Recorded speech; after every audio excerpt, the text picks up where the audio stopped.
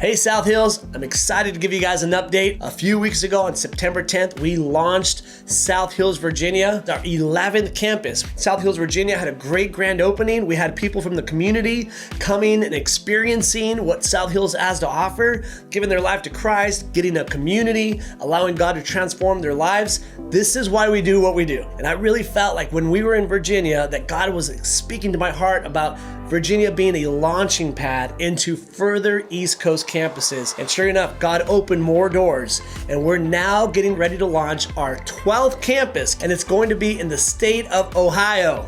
Hey! And so I just want you to know that we are doing everything we can to fulfill the mission and the vision that God has put in our hearts to take the message of South Hills to reach unchurched people and have them experience a South Hills service where they can come and hear the message of Christ. They can have an opportunity to give their life to Christ, and they can have a community of people that are going to walk alongside that journey with them. And so as we get ready to launch South Hills, Ohio, I want you to just keep in prayer as we get ready on October 1st to launch this campus. So be excited, be praying for campus number 12, launching on October 1st, the kickoff of Family Month, South Hills, Ohio.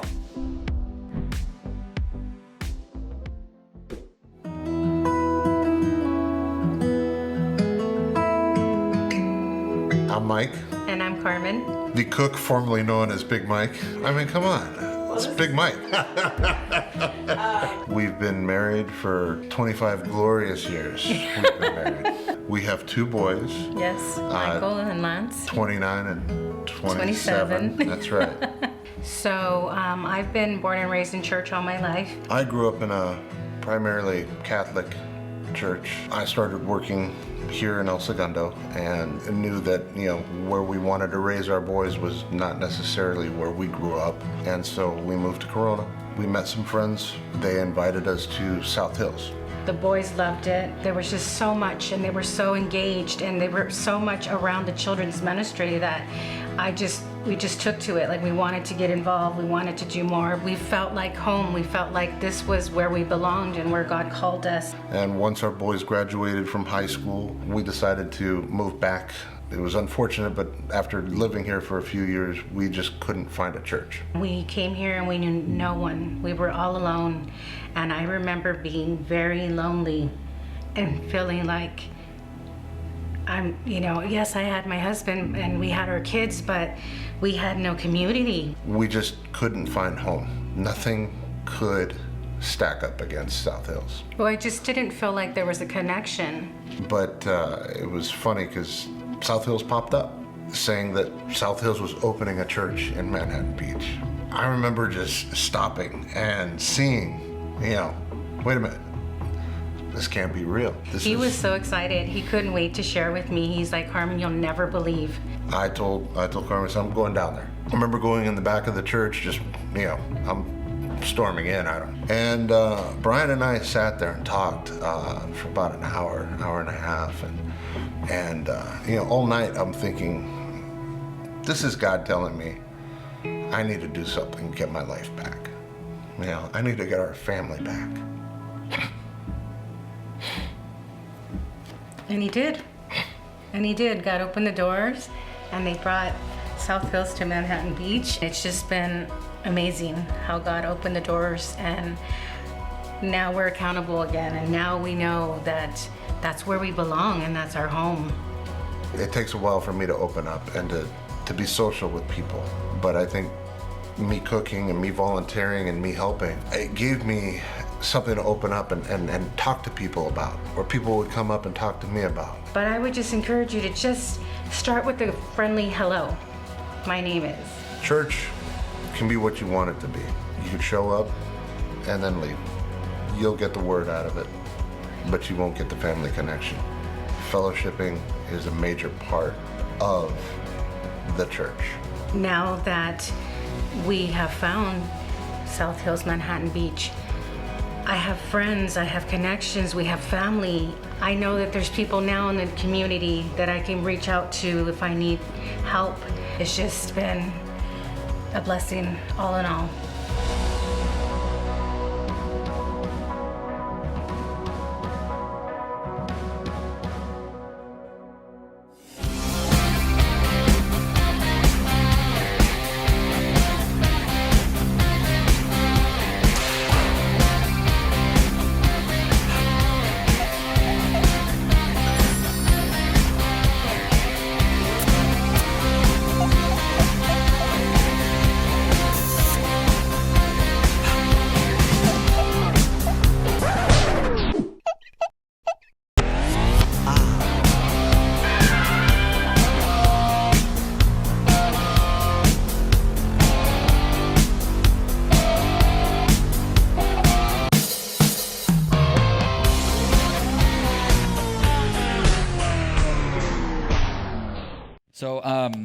I've been a pastor for about 28 years, and I was doing a little bit of math this week, and I think I've publicly spoken over north of 1,500 times in my life, and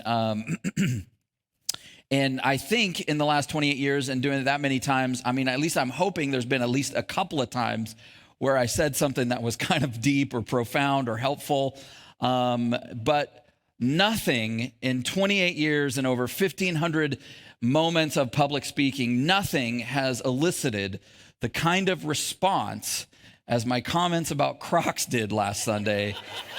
And so I don't even know what that means. I don't know what that means about me or about you. I feel like it says something about all of us. But thank you for my South Hills Church Crocs. I really appreciate that. Well, no matter who you are, no matter where you're from, no matter how you grew up or how old you are, regardless of your race, your ethnicity, whether you're male or female or how much money you have, we all have something in common. None of us like being told what to do. And we discover it pretty early on in our life. Like nobody has to teach us that we don't like being told what to do. It's not something that you got to, sit down with your kids and walk them through, right? They were just sort of hardwired into our onboard computer from the time that we're born. So we have 4 kids. We have 2 adult children and then a 13-year-old and an 8-year-old.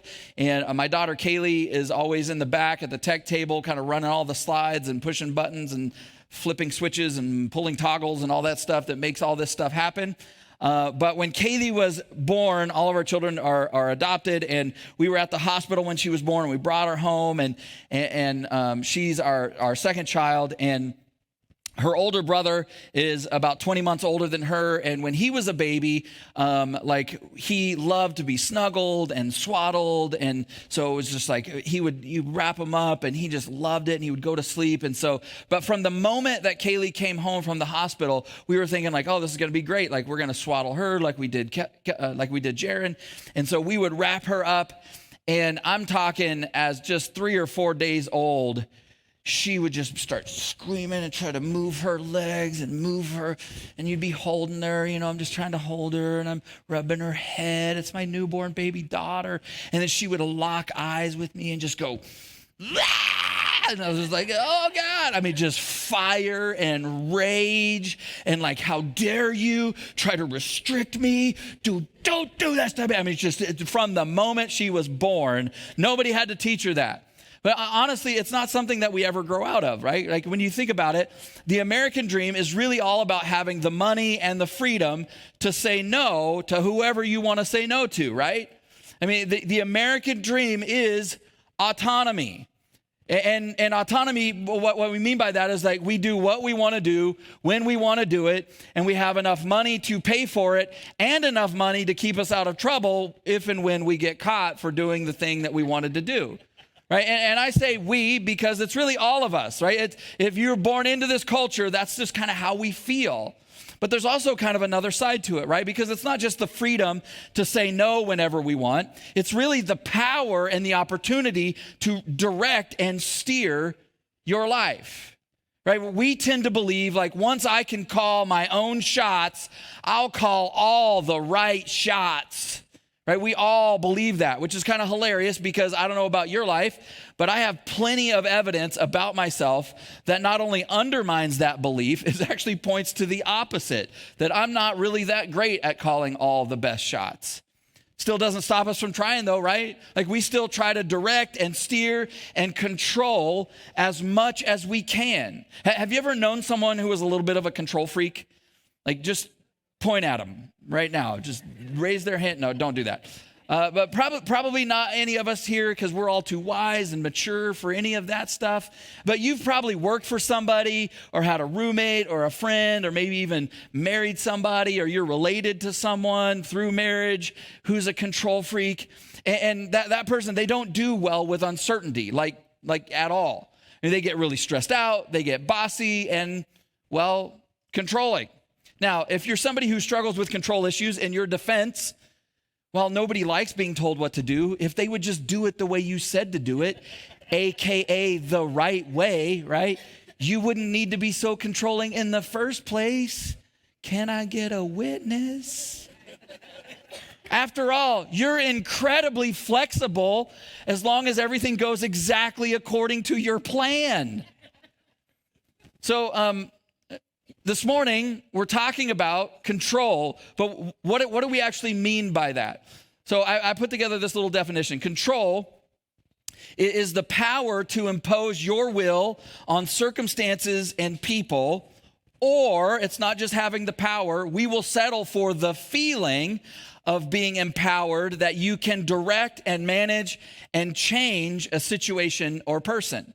And it's that last part that makes this whole thing kind of tricky, because most of us aren't really power-hungry maniacs who want to control everybody around us, but we do love and long for the feeling that we're in control, that things are stable and predictable and secure, that we're not helpless, we're not powerless in our life or when something comes along.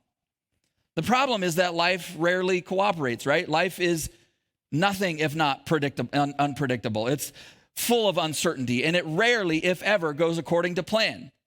We've all month long, I've been bringing you different portions of scripture from the book of Ecclesiastes, which was written by a guy named Solomon toward the end of his life. And basically he's just reflecting back on all of his experiences and trying to draw some grand themes and conclusions from them. Well, Solomon writes this in Ecclesiastes chapter 9, verses 11 and 12. He says, I've seen something else under the sun, that the race is not to the swift or the battle to the strong, nor does food come to the wise or wealth to the brilliant or favor to the learned, but time and chance happen to them all.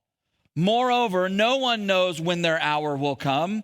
As fish are caught in a cruel net or birds are taken in a snare, so people, humanity, are trapped by evil times that fall unexpectedly upon them. He's going, just when you think you got it all figured out, life has a way of reminding you that you don't, that life calls all of our numbers at some point. To which we go, yeah, tell me something I don't know. That's why I have control issues. In fact, some of you right now, like some of us in this room, are actually living what could be described or only be described as a plan B. Right? Your current situation is not the way that you had it planned out. It's not the way that you mapped out how your family was going to go or the path you were going to take or the career that you were going to end up or where you were going to live. This isn't your plan A. But then life happened and things fell apart and choices were made and curveballs were thrown. And now you're smack dab in the middle of plan B. And it's not the end of the world, but it's just not how you planned it. I mean, it's kind of funny, actually. There's this other moment just before this in Ecclesiastes where Solomon goes even darker. Look at chapter 8, beginning with verse 7. He says, how can people avoid what they don't know is going to happen? And isn't that like the fear that keeps all us control freaks up at night? Like how we don't know what's going to happen. He says, none of us can hold back our spirit from departing. Oh, it's taking a dark turn. None of us has the power to prevent the day of our death. There is no escaping that obligation, that dark battle. I mean, that is dark, Solomon. And this is Solomon at kind of his most nihilistic moment. It's his life sucks and then you die kind of declaration. He's going, we don't really have a choice. Nobody gets to, you don't get to escape it. It's coming. You don't know when it's coming. It's not exactly like a super cheery, kind of uplifting, encouraging Sunday morning, right? Well, wouldn't it be fun if somebody asked you your favorite Bible verses and you quoted those verses? No one escapes that final dark battle. And then you just watch their reaction. You're just like, okay, you crazy person. Here's the deal. We all have this natural impulse towards certainty, towards order and predictability and security. And it's not wrong. It's not bad. It just is. The problem is the way that we go about trying to make all of those things happen. See, the truth is all of us have control issues. It might look different on the outside, but we all do. We may go about it in different ways, but we're all bent toward control. My wife and I could not be wired more differently than we are. I mean, we are polar opposites in every way. We've done so many assessments. We've started 3 churches, and before organizations give you lots and lots of money to go start churches, they want to know that you're a good investment. And so they put you in a room and observe you, and they dig into your marriage, and they want to know all kinds of things, and they test you, and they assess you, and all kinds. So we've had every psychologist and every sort of assessment, everything that you can possibly have it multiple times over. And the first time we had it, we sat down with this guy that was looking at all this stuff, and he goes, man, you guys either have a ball or you hate each other because you could not be more different. I was like, depends on the day. No, I'm just kidding. I didn't say that. But my wife, Hansi, she's naturally pessimistic. And her pessimism is kind of as her way to control things. She uses it to sort of shield her from the unexpected twists and turns of life. Her go-to tool is what I call anticipointment. It's anticipating disappointment. Anticipating it's going to go bad. It's all going to be terrible. In fact, her kind of mantra for her life is if you expect the worst, you're never surprised. It's always, maybe you're surprised that it went a little better than you thought it would. But if it goes badly, you're just like, yep, I knew it. Now, I'm the opposite. I try to control things with my optimism and positivity. I tend to act like if I'm positive enough, I can avoid all the bad, painful stuff, all the bad juju, and get other people, to be happy, and we can all just have a great time. And a lot of that kind of stems back to my childhood. My parents got divorced when I was really young. I have a big family, and things were always kind of crazy and tense. And so for whatever reason, even as like 6, 7 years old, I was the kid that got kind of like stepped into the role, stepped into the room that could make people laugh and make people smile and sort of bring up the temperature and let out the tension in the room. And so that's how I sort of take on life. My go-to tool is reframing. I can reframe any situation, no matter how bleak, no matter how dark, no matter how morose. I promise you, I can find a silver lining and I can pull it out, and we could have a party in that middle of that dark moment. I'm a pro at it. The problem is that's not super helpful all the time, right? I can easily move towards toxic positivity and rejecting and ignoring those negative experiences and those emotions. My go-to mantra in my life, and it annoys my wife to no end, is no matter what's happening, even when it's a bad moment, is I always eventually will say, the good news is, and boom, I reframe it like a ninja, and I have something positive to say. See, our need for control, it often looks like wisdom and discipline on the outside. We dress it up in all kinds of ways that sort of come naturally to us. We put a positive spin on it, or a negative spin if you want. But underneath it, it's just the fear of uncertainty and of the unknown, of what could happen, what might happen, what probably will happen if you're wired that way. So whether you tend to be more like my wife, Hansi, or more like me, or somewhere in the middle, the truth is, it's not just the control freaks among us who are the control freaks. It's really all of us. In fact, when it comes to control, I think there are 2 types of people. There are those who know they struggle with control issues, and those who are in denial. Have you ever had a pain or a sickness that hit you all of a sudden and you just couldn't shake it? And so what did you do? You got online, you started researching to figure it out. You wanted to self-diagnose. And you found out what we've all discovered at some point, that we all have the same condition: internet cancer. We all have it. But that's just a simple thing, right? But why did you do that? You did it because you needed to control, because there was unknown, there was uncertainty. You needed to try to find a way to control that thing. Now, no matter who you are, how you're wired, how you go about it, we all want to feel like we're in control of our lives, that we have the power to direct and manage or change our lives or change our circumstances. In fact, most of us tend to view our lives like a marionette, I think. We got life on a string, and we don't say it out loud, but we act like there's a string that sort of runs out to our relationships and runs to our finances, and one that runs to our kids, and all these different strings that run to all the different areas of our lives. And if we're just strong enough and good enough and work hard enough and even pray long enough, and if God's just happy enough, we can make those things turn out how we want them to, how they're supposed to, how we envisioned it, how we want it to go. And honestly, this isn't anything new. It's always been true of humanity. It's always been true of us. So there's a story way back in the Old Testament that's kind of an extreme example of this, and it's found in Genesis chapter 15.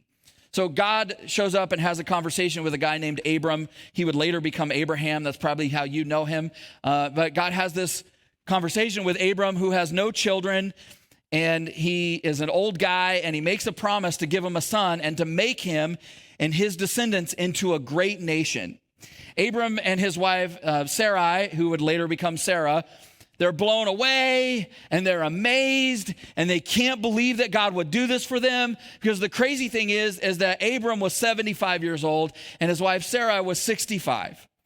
And so they believe God and they just go about it and they're just waiting and they're waiting and they do what, married couples do when you're trying to have a baby, only it's a little harder when you're 65, 75. And then 10 or 12 years go by and nothing has happened. There is no baby. Normally, that wouldn't necessarily be a huge problem, but now when you're pushing 90 years old and your wife is pushing 80 years old, they start feeling like, man, the clock is ticking on this thing, right?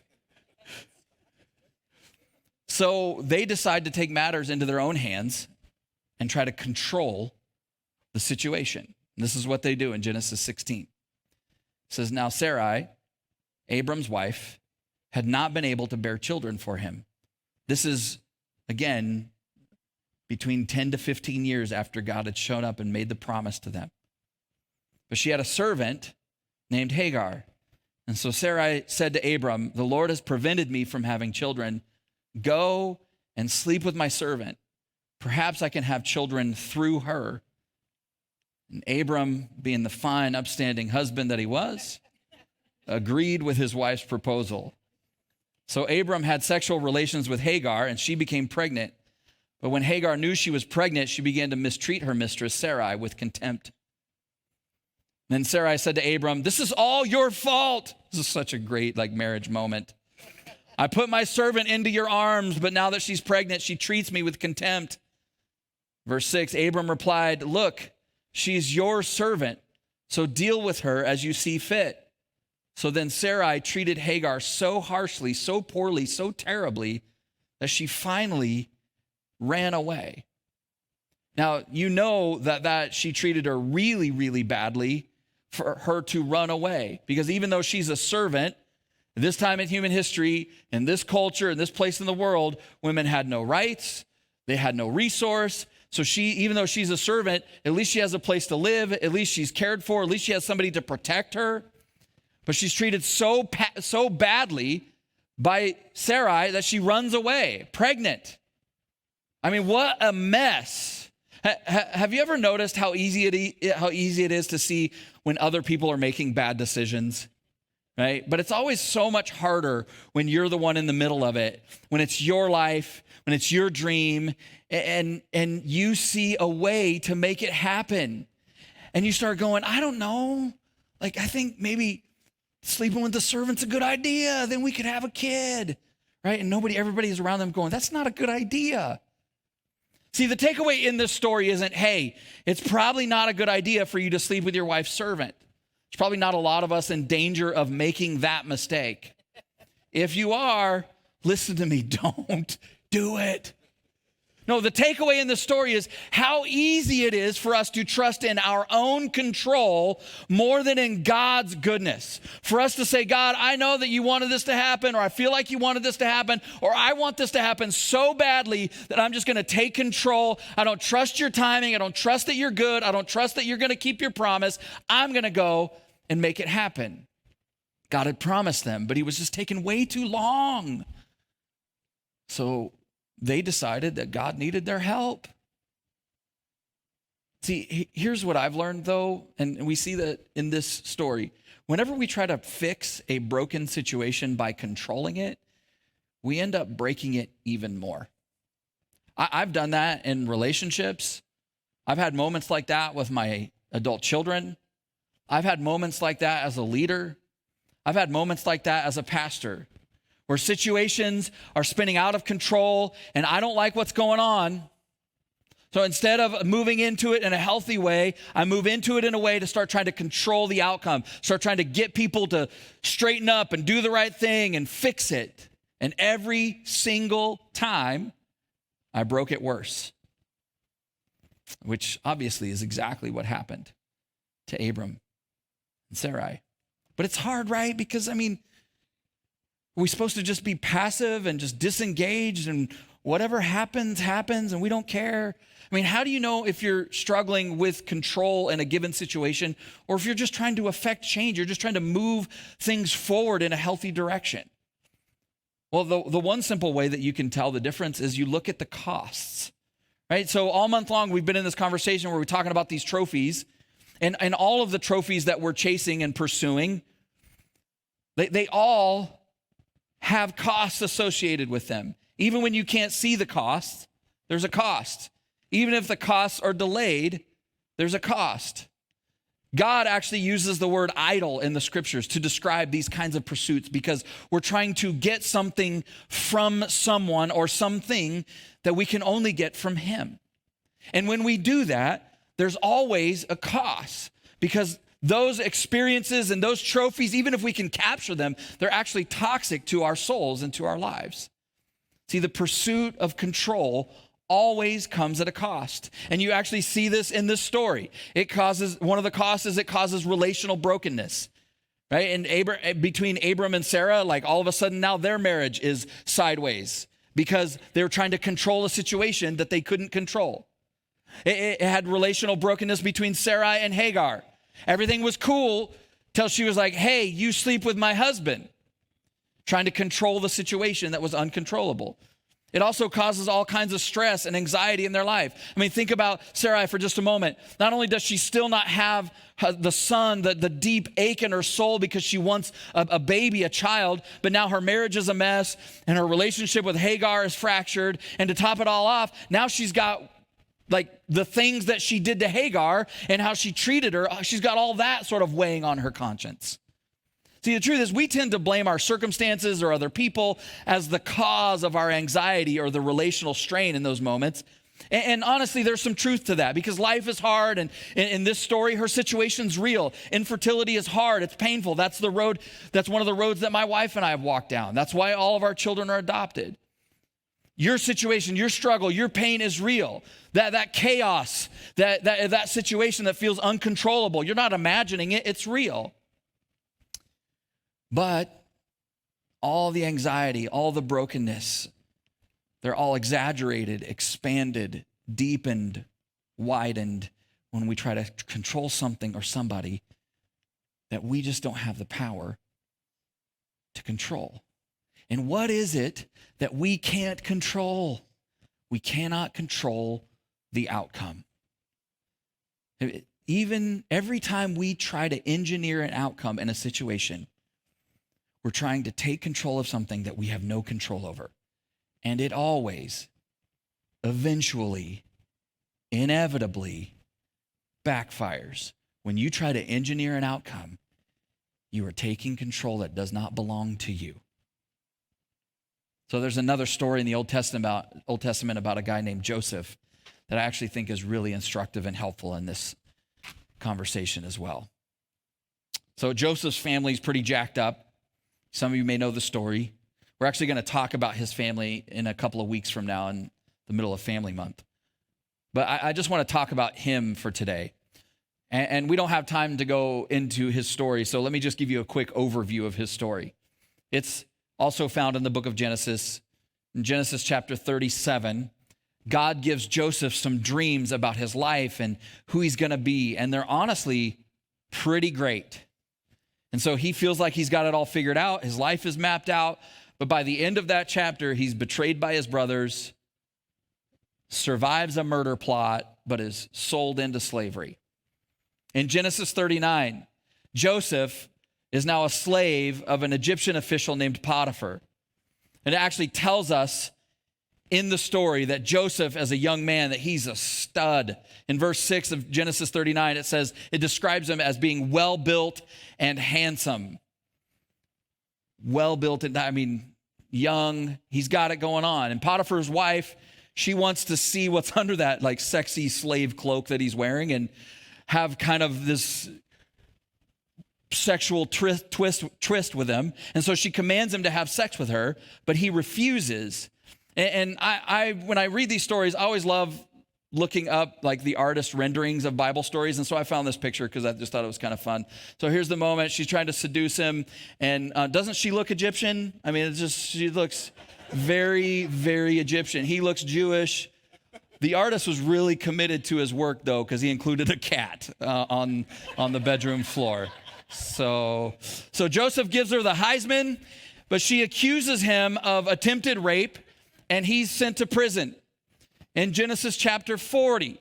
So Joseph is in prison, and a couple of officials of the royal court, they end up there too because they somehow ticked off their boss. They got on Pharaoh's nerves because they were Swifties, and he had a strict policy about there being no Taylor Swift music in the palace. And so he's just annoyed with them, and he throws them in prison, and there they are in prison with Joseph, and they promise to put in a good word for him when they get out, but then they don't. And so finally, in Genesis 41, he gets his big break. Pharaoh has some crazy dreams. No one knows what they mean except for Joseph. And so in a plot twist nobody sees coming, he interprets the dreams for Pharaoh, and he's plucked from prison, plucked from being a slave, and he's made ruler in Egypt, second only to Pharaoh himself.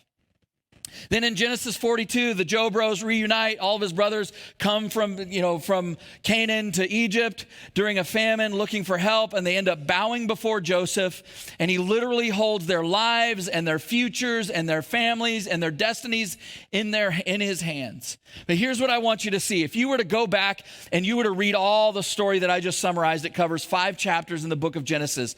But those 5 chapters, they represent 23 years of Joseph's life. 23 years from the moment that he felt like, man, I got this dream, things are going the right way, and then boom, now I'm a slave, and then I'm in prison, and I'm just rotting away. 23 years of his life not going anything like what he had imagined. But what's remarkable about Joseph is that he showed up, when you read the story, he showed up to every single moment in his life as if he was supposed to be there, as if it was going according to plan, as if it was the way that it was all supposed to go. He didn't do everything right. Of course he didn't. Of course he got down. Of course there were times when he was discouraged and confused. But in spite of all the delays and the detours and the roadblocks between him and the dream that God had gave him, despite all the challenges and struggles and suffering, despite all the injustice, Joseph never took matters into his own hands. He never tried to control or engineer an outcome.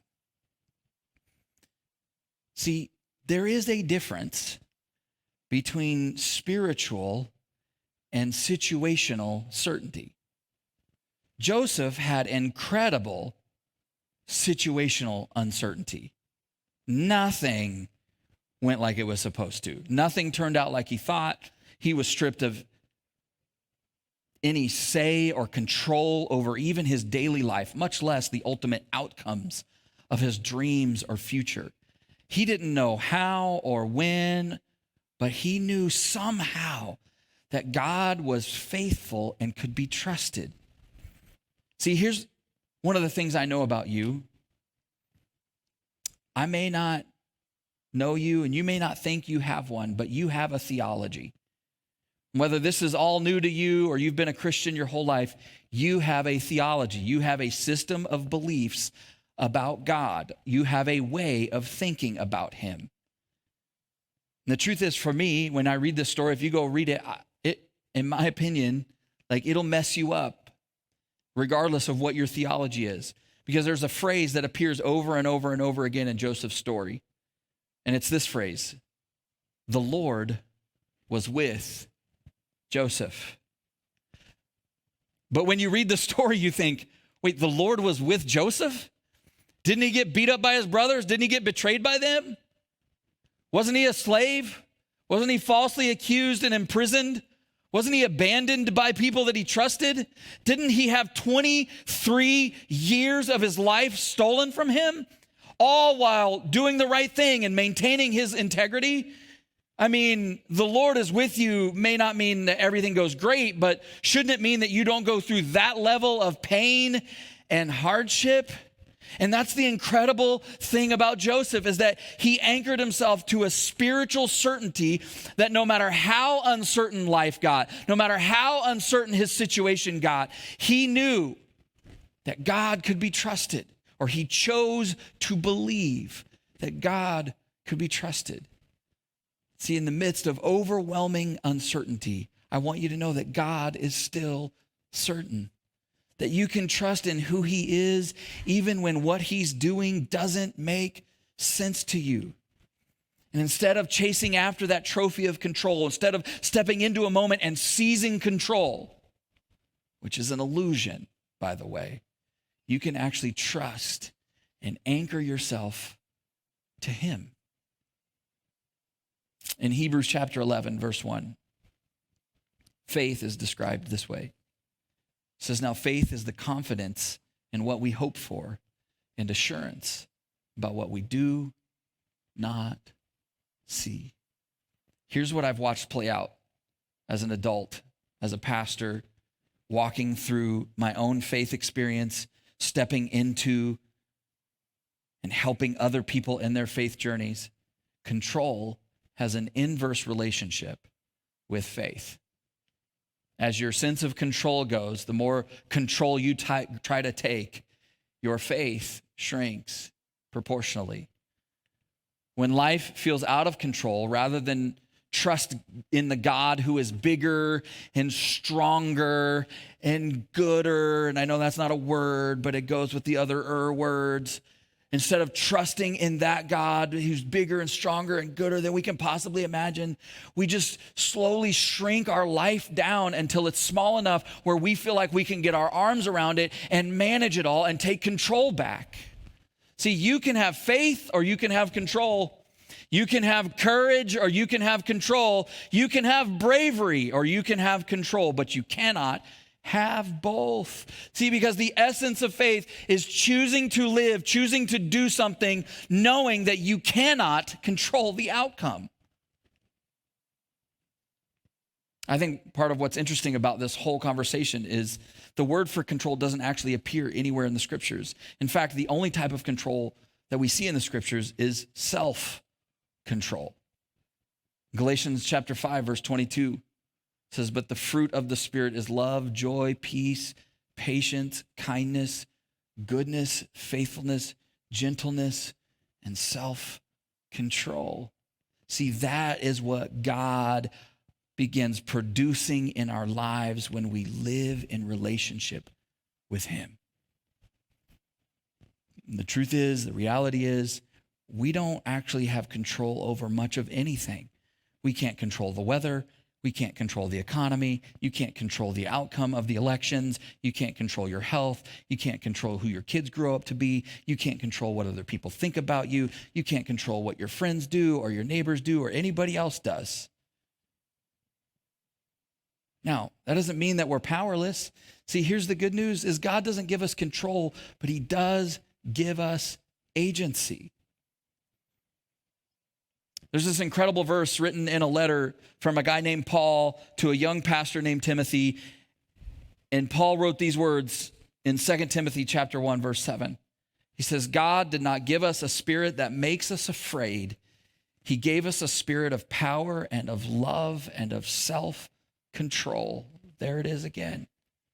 See, this declaration by this guy, Paul, perfectly captures what I mean by agency. We're not all powerful, but we're also not powerless. And this is huge because so often the answer that we get in church when life feels out of control is like, you just got to trust God more. And honestly, that's true, but it's not always super helpful at the time. And faith isn't passive, faith is active. And so God gives us agency. And by agency, what I mean is that we have the power to influence, not control. We have the power to influence ourselves and our circumstances. And though there's a difference between agency and control. The difference between control and agency comes down to us just recognizing our own limitations, because control is focused on other people and other circumstances. Agency is focused on what I can do. Agency focuses on the inputs of a situation. Control is focused on the outcome. Let me show you real quick before we end what this looks like practically. So in relationships, control, what it looks like to try to control is you move in with manipulation and you put pressure on people, you coerce, you bulldoze. Maybe you know people like that. Maybe you're related to people like that. Agency certainly provides wise counsel, will support, encourage, pray, but there's a major difference between control and agency in our relationships. In circumstances, there's a difference. You try to control your circumstances. You obsessively plan. You overwork. You're willing to cut corners and cross boundaries. Why? Because you're trying to make an outcome happen. But agency, yeah, you plan. Yeah, you prepare. Yeah, you execute. But then you rest and you trust. You live with integrity. You respect boundaries.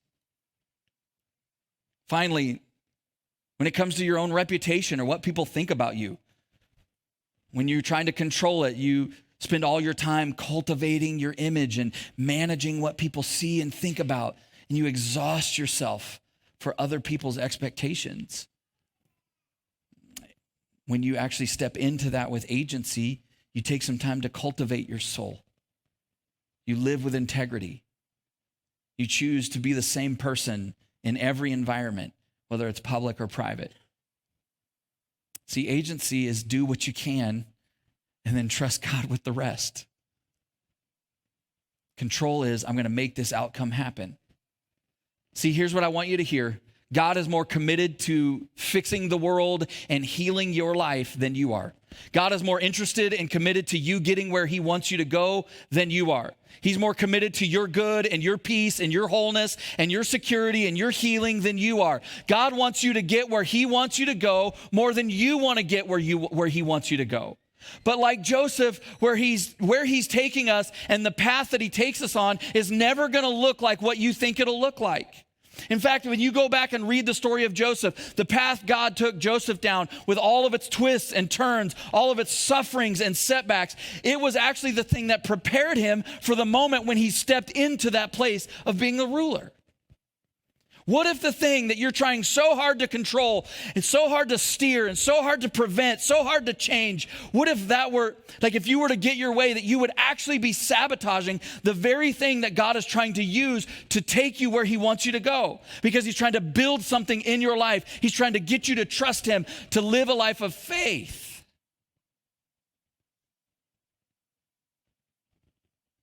And so here's what I want to challenge you to do this week. That you approach all of those moments where you go like, I'm not sure, am I trying to control? What's the cost if I do this? Is it going to cause relational tension with me and somebody else? Well, that's probably a good sign I'm trying to take control. So you look at all those situations, step back and go, what does control do? What does agency do? And every time you encounter one of those situations, you just go, God, okay, I'm going to do what I can, and I'm going to trust you with the rest. I'm going to do what I can. I'm going to pray. I'm going to love. I'm going to serve. And then I'm going to trust you with the rest. I'm going to take agency. I'm going to use the power you've given me to influence my life and these circumstances, but I'm going to refuse to take something that you haven't given to me, which is control of how this turns out. Let's pray together.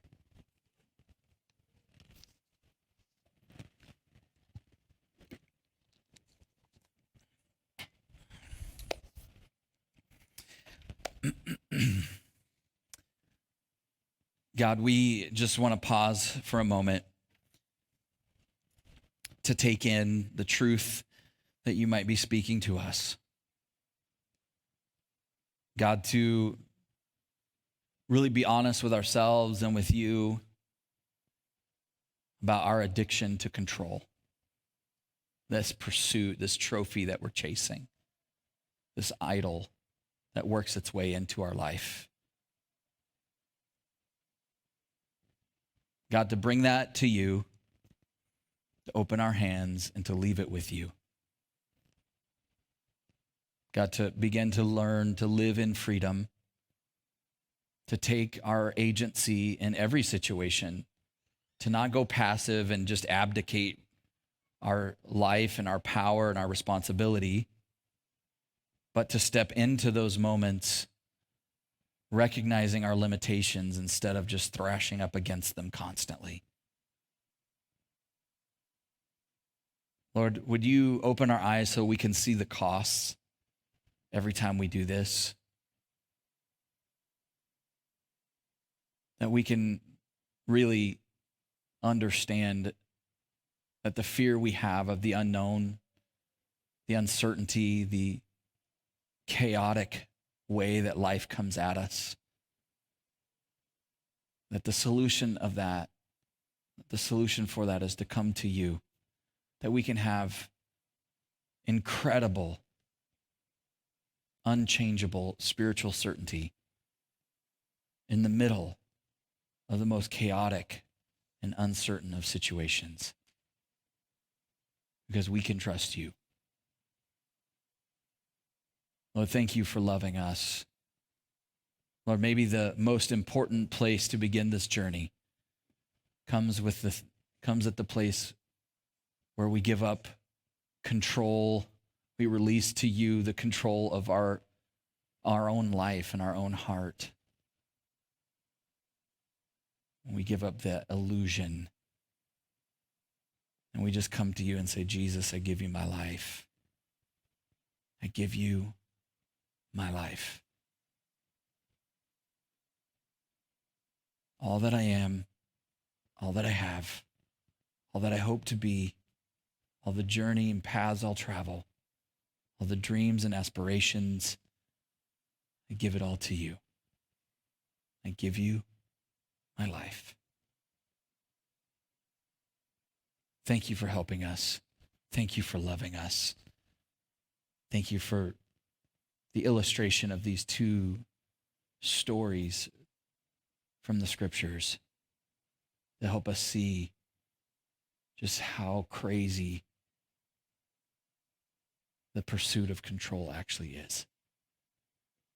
Lord, we want this week to step into each and every day and say, God, I'm going to take my agency, I'm going to do what I can, and I'm going to trust you with the outcome. Thank you for loving us. In your name we pray. Amen. And amen. South Hills Church, I just want to take a moment and say thank you for watching our service online. Whether you're watching it for the first time or you're watching it again because you enjoyed the service so much from the weekend, I'd like to take a moment and dive into our giving.